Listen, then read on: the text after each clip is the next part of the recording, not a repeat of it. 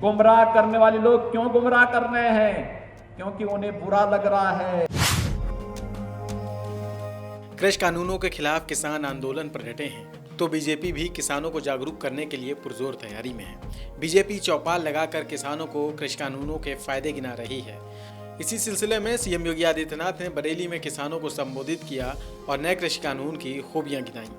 याद करिए, प्रधानमंत्री मोदी जी ने कहा था, उन्होंने कहा था हम किसानों के जीवन में व्यापक परिवर्तन करेंगे और इसके लिए खेत से लेकर के खलिहान तक और बीज से लेकर बाजार तक एक चेन डेवलप करेंगे जो किसानों की आमदनी को 2022 तक दुगना करने का कार्य करेगी।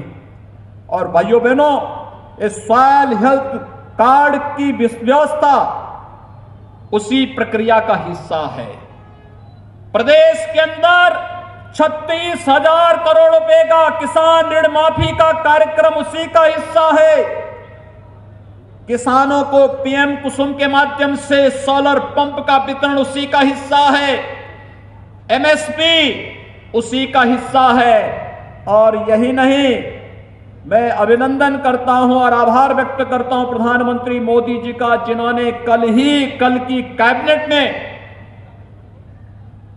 उत्तर प्रदेश के किसानों के लिए 3500 करोड़ रुपए के गन्ना एक्सपोर्ट की सब्सिडी देने उनके सीधे खाते में प्रधानमंत्री मोदी जी ने देने की घोषणा की है। सीएम ने कानून को लेकर विपक्ष पर गुमराह करने का आरोप भी लगाया। आपने देखा होगा एक जगह धरना चल रहा है और धरने में मांग क्या हो रही है? पहले दिन उन्होंने कहा एमएसपी की गारंटी मिलनी चाहिए। भारत सरकार ने कहा कि एमएसपी तो हम दे ही रहे हैं, एमएसपी वापस लेने का कोई सवाल ही नहीं होता है। एमएसपी बल्कि कृषि संबंधी 3 कानून बनने के बाद सितंबर 2020 में एमएसपी में बढ़ोतरी करने का काम भी प्रधानमंत्री मोदी जी के नेतृत्व में केंद्रीय कैबिनेट ने किया है। लेकिन गुमराह करने वाले लोग क्यों गुमराह कर रहे हैं? क्योंकि उन्हें बुरा लग रहा है। और बुरा किस बात का लग रहा है? क्योंकि जो लोग भारत के स्वाभिमान और सम्मान को कचोड़ते थे। वहीं सीएम योगी ने इस दौरान 111 परियोजनाओं का उद्घाटन किया, जिसकी लागत 972 करोड़ रुपए बताई जा रही है। इस मौके पर सीएम योगी के साथ केंद्रीय मंत्री संतोष गंगवार भी मौजूद रहे। उन्होंने भी कृषि कानून के फायदे गिनाए। अब जिस मंत्रालय को केंद्र में देख रहे हैं, 44 श्रम कानूनों को आज़ादी के तत्काल बाद से ही बदलने की बात चल रही थी और उनको 4 कोड में बदलने का काम हमारी सरकार ने 2014 के बाद करने का काम किया।